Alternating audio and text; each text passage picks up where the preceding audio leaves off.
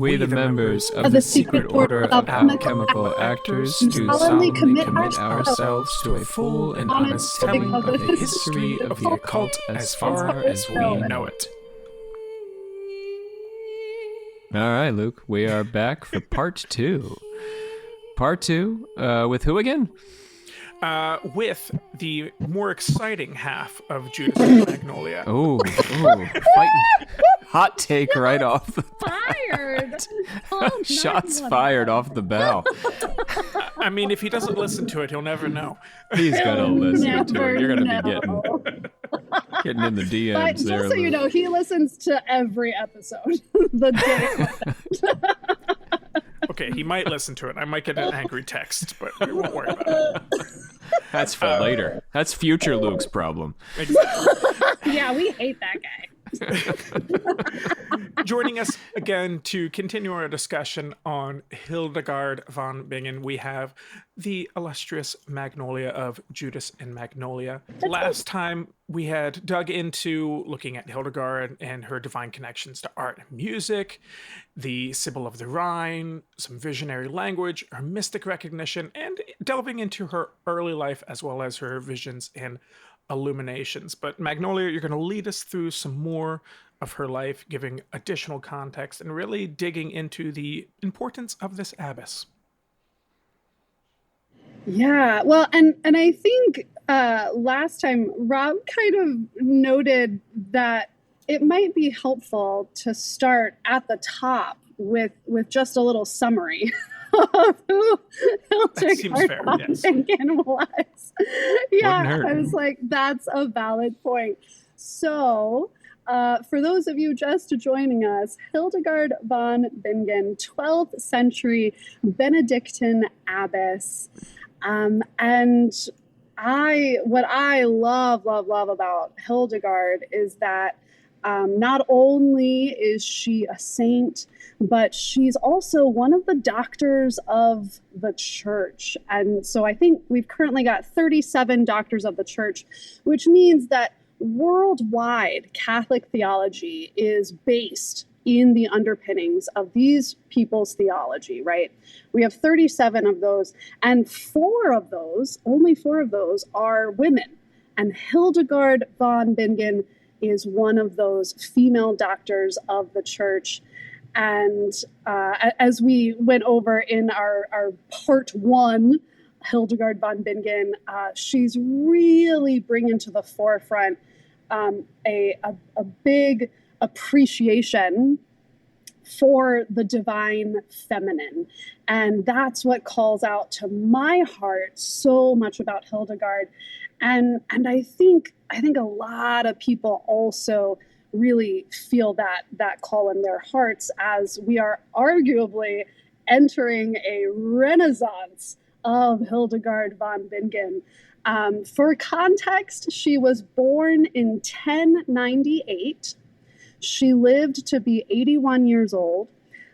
She was the 10th child of her family, which is so interesting because this idea of tithing means that, in the church, you give a 10th of your wealth, your worldly possessions to the church. Well, Hildegard was given to the church.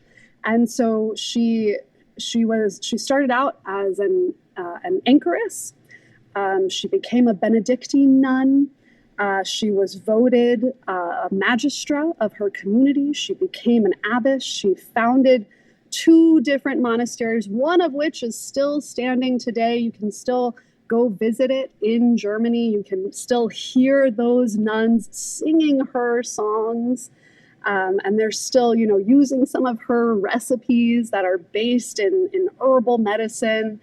And you can still experience a lot of her wisdom that's being lived now still hundreds of years later.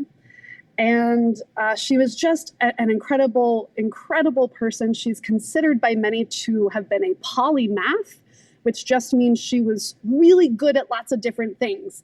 So she was a theologian. She went on, these preaching tours around Europe, but she also wrote multiple medical texts. She's considered by many to have been Germany's first doctor, and not just Germany's first female doctor, but Germany's first doctor. So when people were coming to her, they were coming to be healed not just spiritually, but physically as well, which for Hildegard, that was all interconnected. She wrote music. She wrote what we have today as the largest surviving collection of medieval monophony. She wrote basically an opera before opera existed. She wrote a proto-opera in the 12th century. She was such an incredible human. And that's why we need more than one episode to cover all of her life, her times, her work. So thank you guys for having me back. I'm just delighted to talk about Hildegard as long as you will let me.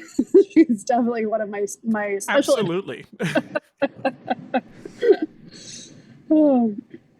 So we're here for it, and I know our listeners are as well. Yeah, thank you so much, you guys.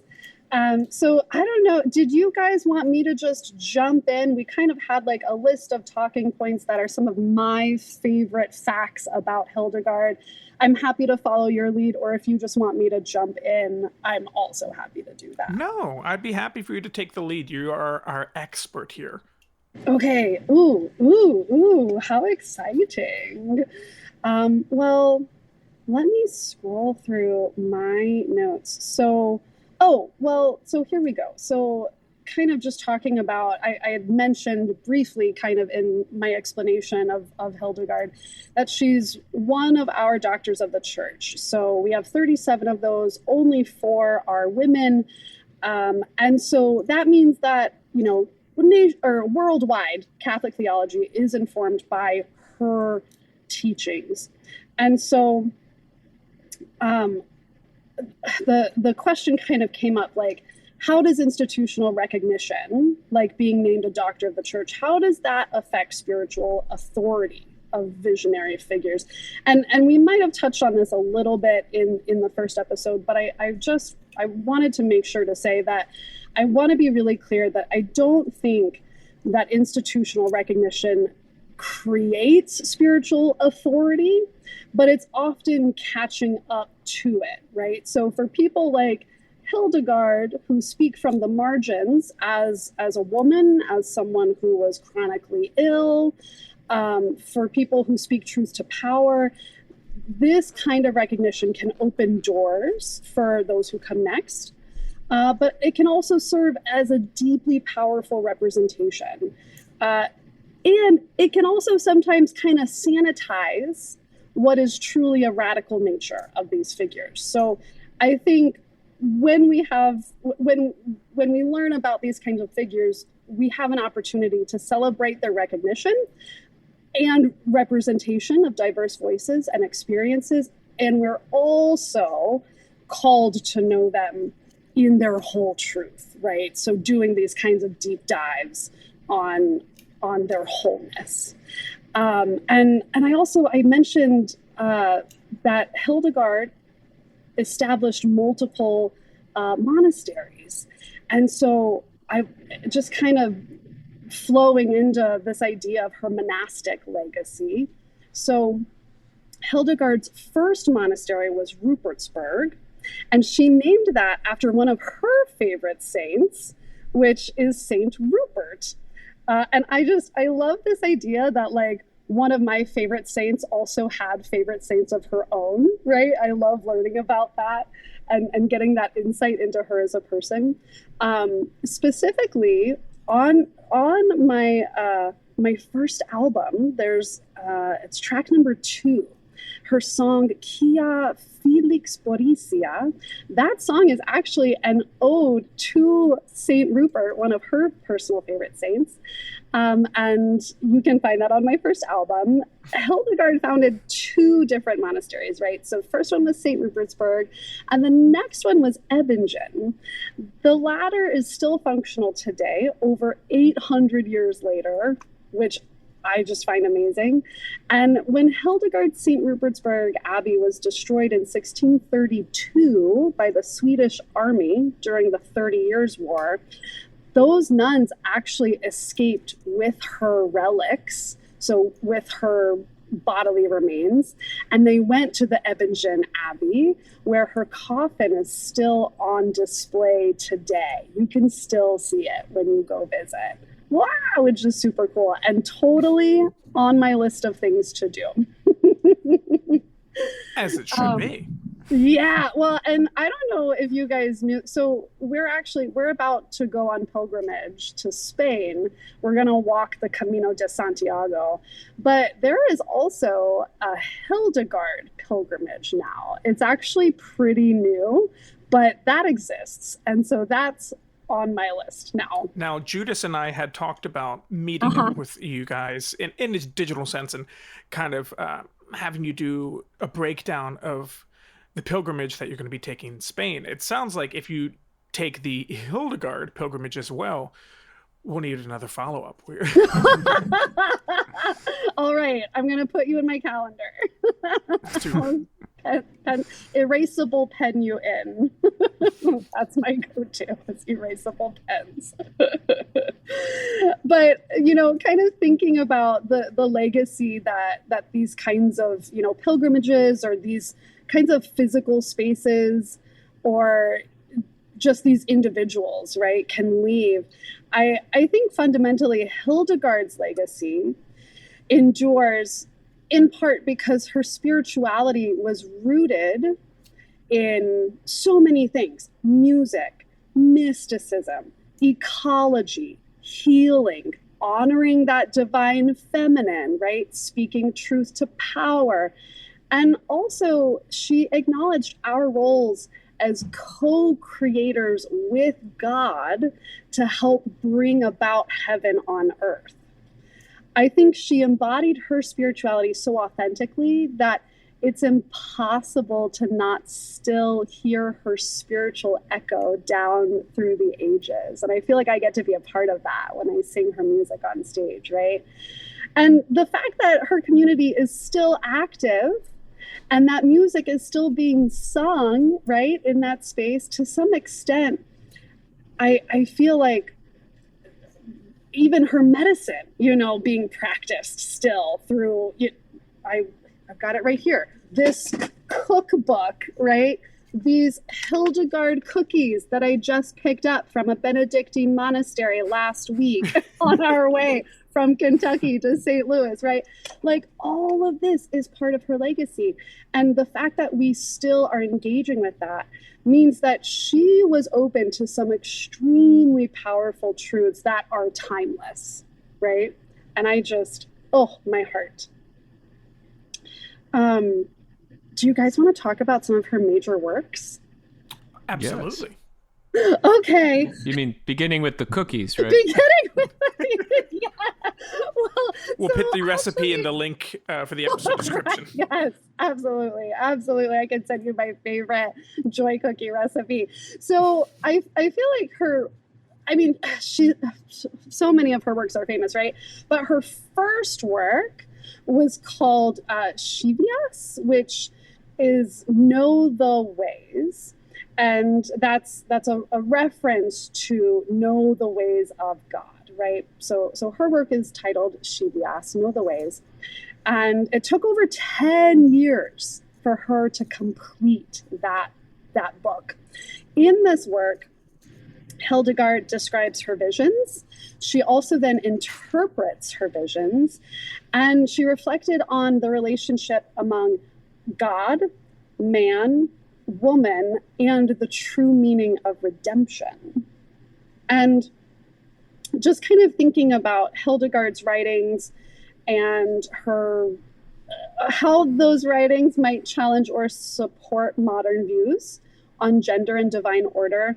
I think especially for her time, Hildegard's writings and illuminations and visions, all of it, the music even, I think are very bold and brave in their depiction of the divine feminine. And when we read the way in which she refers to herself, she does this all the time. She refers to herself as this poor little womanly creature. When we read this, I think we're reminded that she still found herself working within the constraints of a patriarchal framework. And so she's kind of walking this tightrope, right? Of like speaking her truth, but also not pushing so hard that she gets herself condemned for heresy, because that's a thing, right? So her writings... And not an ideal thing. Right? Right?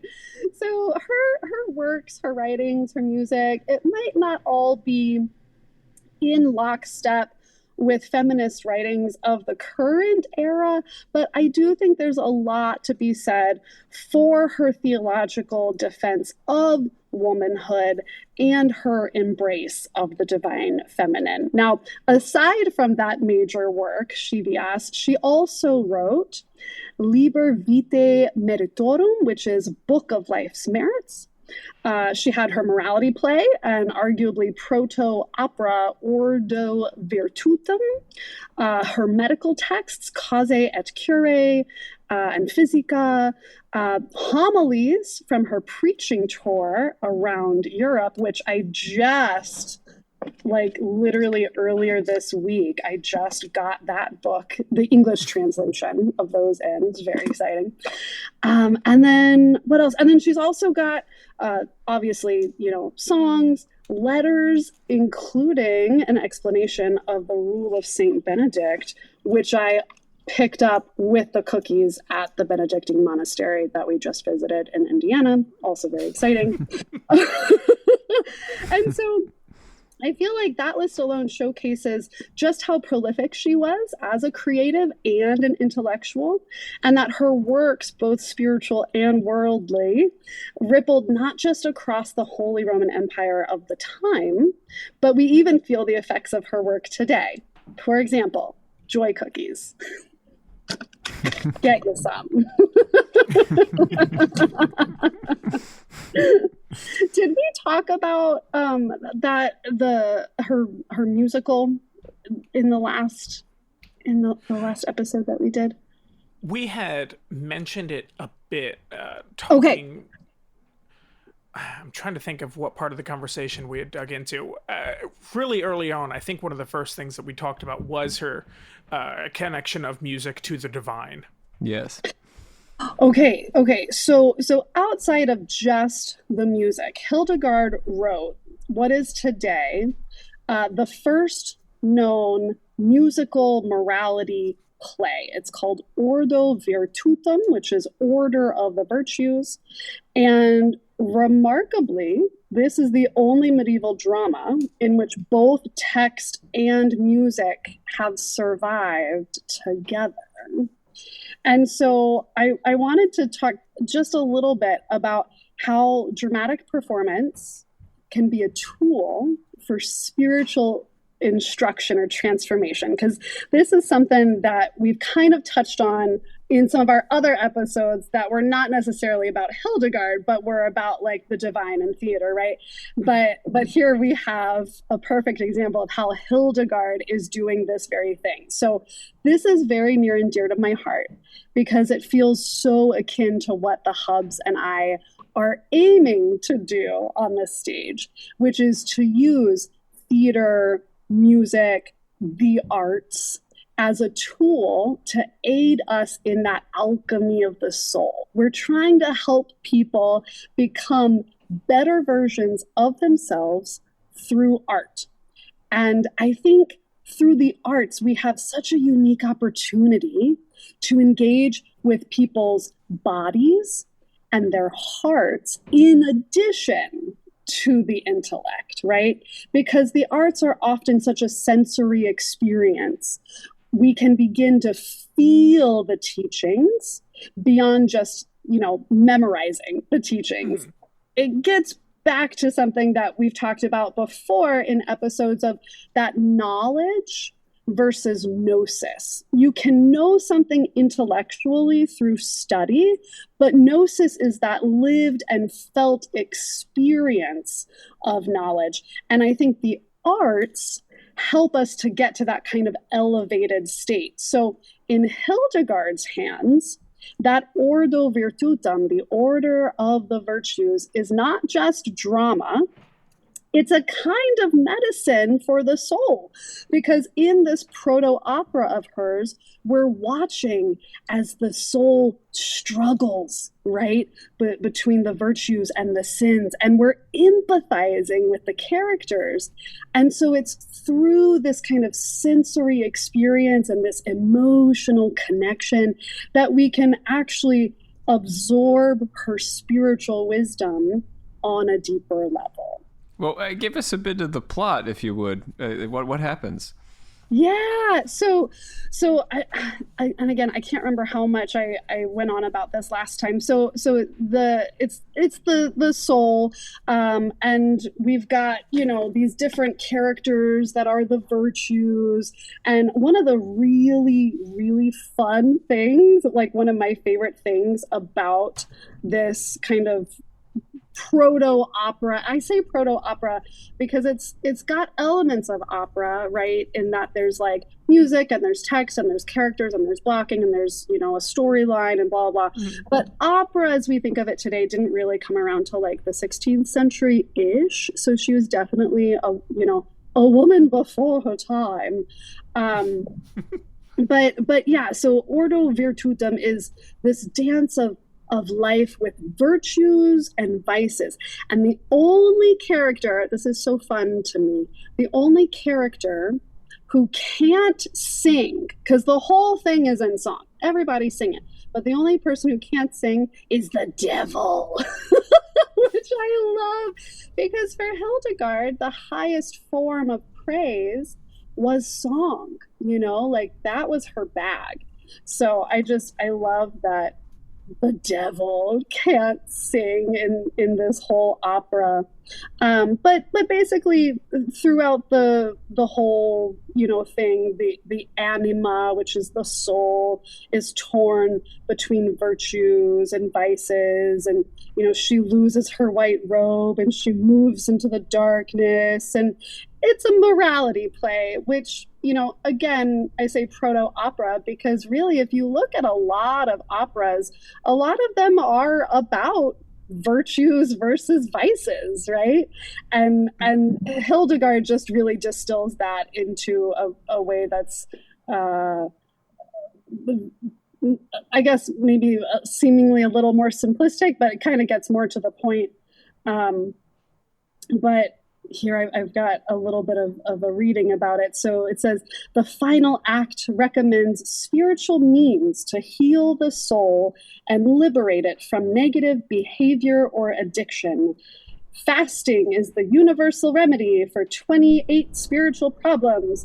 The other 7 require spiritual healing exercises such as prayer, living in isolation, and physical training. So like it's no wonder that Hildegard in her opera of sorts is talking about spiritual healing, but in doing so, again, she's pulling into it, you know, bodily healing as well, because again, like all of this for her was very connected, and so that kind of leads us into her medical knowledge. So her medical works are compiled these days into 2 major treatises. So the one is Physica, and the other is Causae et Curae, which is causes and cures. And Hildegard, I love this. Hildegard wrote of the healing powers of crystals in her medical text. So all my shiny rock friends, welcome to Hildegard. But many of Hildegard's writings on natural medicine have stood the test of time over the centuries and are still considered relevant today. Going back to the rocks for just a moment. I love that she was writing about rocks in the 12th century.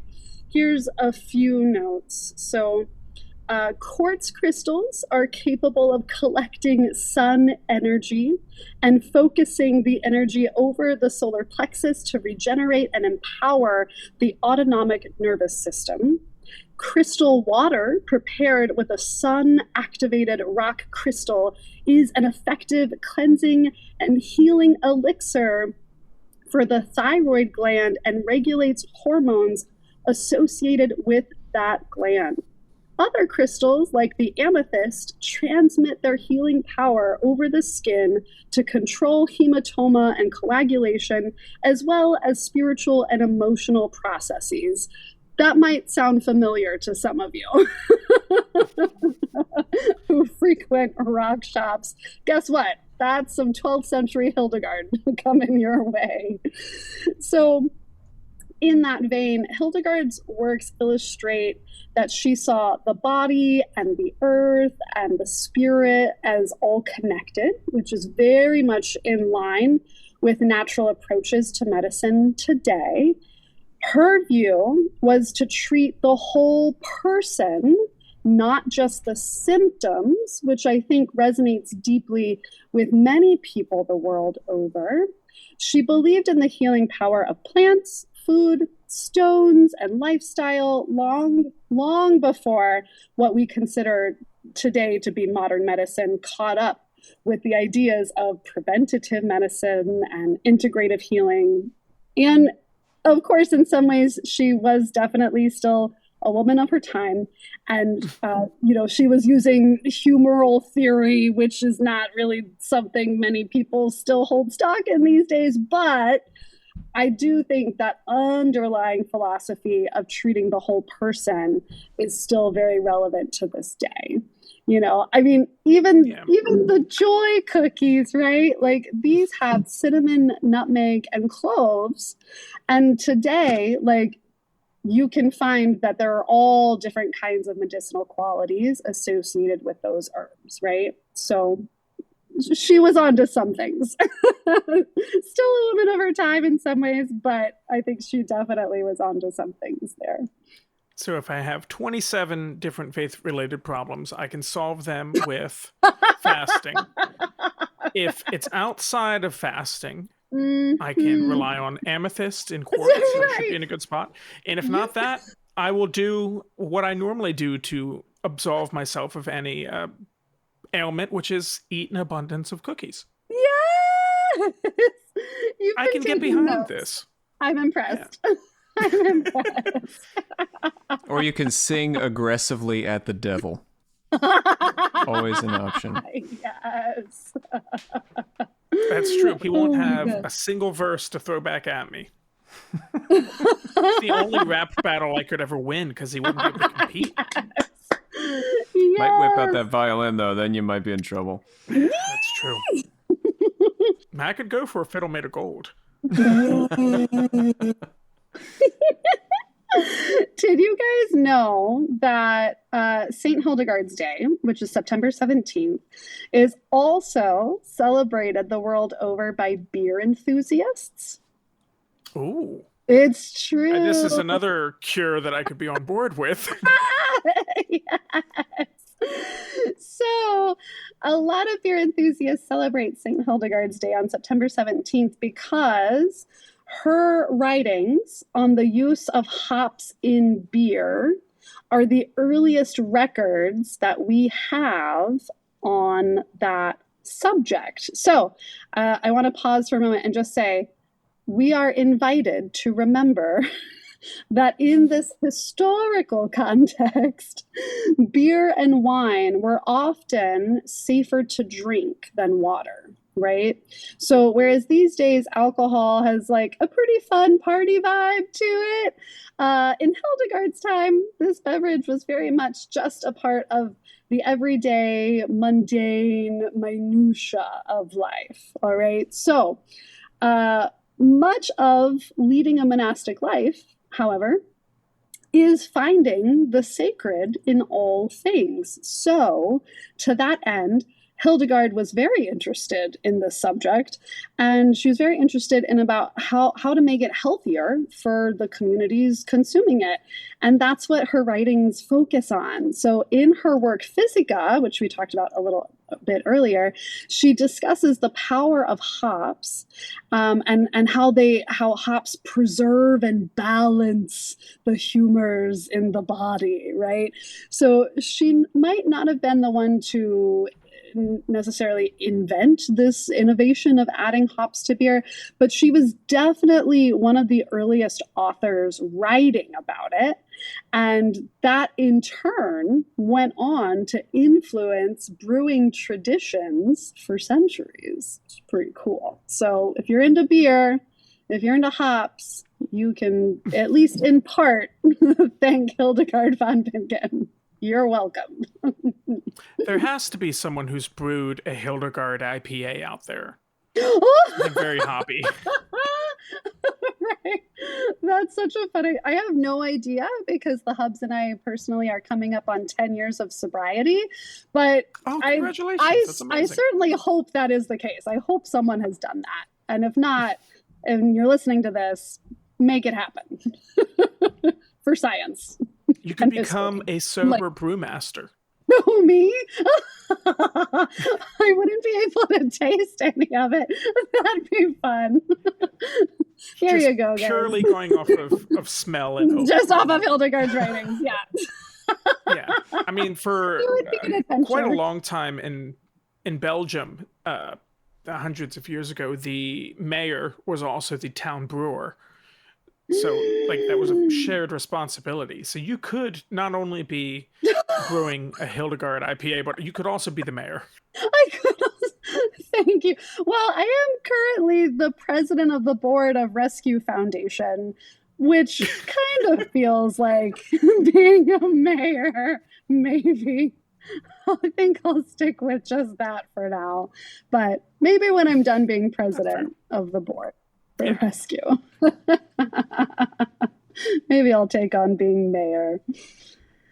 Thank you, Luke. I appreciate your anytime. Confidence in me. Let's get into her hagiographies and kind of the sainthood. Yeah, absolutely. So Hildegard wrote multiple hagiographies, which are biographies of saints, including Saint Rupert, after whom she named one of her monasteries. So what I really like about hagiographies is that I think they're not just historical accounts, right? They're kind of like these spiritual mirrors in that they shape the way that these spiritual communities see themselves. These accounts also give those who read them something to aspire to in their relationship with the divine. And they also give us a shared heritage, right? So in these ways, I think the study of hagiographies means that communities are still actively engaging in a living spiritual tradition, one that spans centuries. And I think that's really cool. Thinking about these texts, then, like, how would these biographies then play in shaping the identity and legacy of these spiritual communities as like a touchstone for people to reference? Oh, yeah. Well, so in many ways, they're like source material, right? So kind of when we think about sainthood, so like, okay, for example, we know a lot about Hildegard from the hagiography, from the biography, right? That was written about her by her scribes, like pretty immediately upon her death, right? Mm-hmm. And so her feast day we know is September 17th because that's the day upon which she died, right? And that's pretty common in the Catholic Church. On the day that she died, we know through these kinds of writings that two beams of light were reported to have been seen coming from the heavens and crossing over the room in which she lay. Hildegard lived to about 81 years of age, which is pretty cool for a time when the average lifespan was 35, right? But from this hagiography, these kinds of like, we know that this kind of stuff happened, right? Or like it is said to have happened, right? And so these death visions and posthumous miracles like this they're not just cool stories, right? These are actually affirmations for these spiritual communities. These are affirmations that the individual's connection to the divine it existed in a real way. And it's a testament that not only is that connection not broken in death, but rather that connection gets stronger because that saint is now in heaven and closer to God. And so miracles that are, written down in these kinds of biographies, these miracles that happen, upon the death of the saint, or miracles that happen through prayer to that particular individual, those are important because those are actually criteria to be considered a saint by the Catholic Church, right? So these kinds of instances are often meticulously annotated for further research by the Vatican at a later date. So for example, Hildegard was not technically named a saint for over 800 years after her death, right? But these kinds of things that were written down as firsthand accounts are part of the research that is done by the Vatican, because that is like such a process, right? Like there's a whole process to it, right? And so, when we talk about especially these two beams of light, right, that are reported to have been seen coming from the heavens, crossing over her deathbed, right? For Hildegard in particular, I do want to point out, like, what a beautiful moment for someone who experienced visions of piercing light. And those are referred to now as illuminations, right? Like, how appropriate that upon her death, we see beams of light coming down from the heavens, right? But yeah, these stories are instrumental in things like whether you're eventually considered a saint or a doctor of the church, and then shaping theology worldwide, right? So without this biography existing, sainthood would not have been possible for her. Probably not as likely. It would have been harder for sure. Yeah. But yeah, those firsthand accounts and part of it too, like, evidence throughout the ages can be submitted, but those first-hand accounts at the time probably didn't hurt her case when she was considered up for the sainthood, right? On the note of sainthood, what about her connections to, like, popes? You had, in your outline that you had provided us, it dug into her acting as an advisor to both emperors and popes, and just kind of, let's get more of her religious and political relationship here. Yeah. So Hildegard, she was an advisor to many people. So other clergy, including the Vatican, but also political figures as well. She was advisor to and physician to Frederick Barbarossa. And she counseled many notable individuals. And her correspondence is actually one of the most extensive that we have of that time. I think we have like over 300 letters from that still exist from her. I think we actually have, in some respects, we have more of Hildegard's writings still around than Bernard of Clairvaux, which is a pretty big deal. He was one of her mentors, but we have a lot more of her writings than his. And so, yeah, her spiritual counsel definitely shaped both political and religious happenings of the time. And she was a big player, specifically in the schism between Frederick Barbarossa and Pope Alexander III. We have the letters to prove that. I actually have literal some of the text with me. I don't know if you guys want me to read it. It can be some kind of heavy stuff, I guess, if you're not as excited about Hildegard as I am. But she's basically counseling Frederick to stay in his lane. Okay. Yeah. And eventually he heeded her call.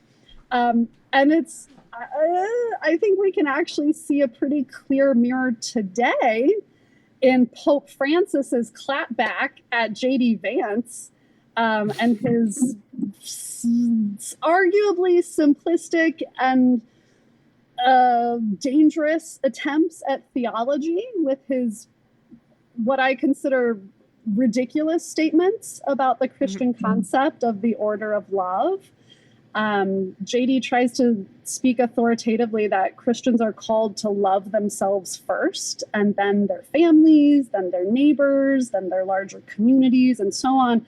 Well, here's what Pope Francis had to say about that back in February of 2025 of this year. Pope Francis says, Christians know very well that it is only by affirming the infinite dignity of all that our own identity as persons and as communities reaches its maturity. Christian love is not a concentric expansion of interests that little by little extend to other persons and groups. In other words, the human person is not a mere individual, relatively expansive with some philanthropic feelings. The human person is a subject with dignity who, through the constitutive relationship with all, especially with the poorest, can gradually mature in his identity and vocation. And here's where he really lays it down. Francis says, the true ordo amoris that must be promoted is that which we discover by meditating constantly on the parable of the Good Samaritan. That is, by meditating on the love that builds a fraternity open to all without exception. And then in this letter, he's technically writing to the bishops of the US, but obviously calling out J.D. Vance. So he says, I recognize your valuable efforts, dear brother bishops of the United States, as you work closely with migrants and refugees, proclaiming Jesus Christ as promoting fundamental human rights. God will richly reward all that you do for the protection and defense of those who are considered less valuable, less important, or less human. So about 800 years ago, Hildegard's voice shaped empires, not through dominance, but through spiritual clarity and conviction. Hello, it's your producer, Discordia Luke, with an unexpected early end to the episode. Unfortunately, while Rob, Magnolia, and I were recording, we had some technical issues that led to the last 10 minutes of the interview being cut off. I do encourage you to follow Judas and Magnolia on social media, check out their Patreon, and I'm going to end the episode with some more of Magnolia's performance, so you'll be able to listen to her music and support it as well. Thank you so much, and we will see you next time.